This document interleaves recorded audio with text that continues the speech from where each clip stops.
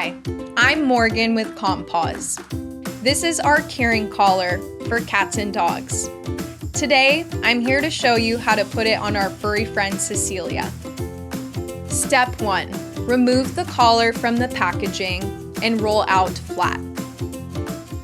Step 2. Remove the included calming disc from its packaging and insert into the Velcro pouch on the caring collar. Step 3.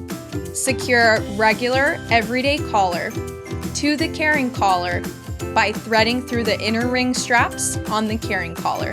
Step 4. Reattach everyday collar with caring collar onto your pet and adjust the cone size using the Velcro strips on the caring collar.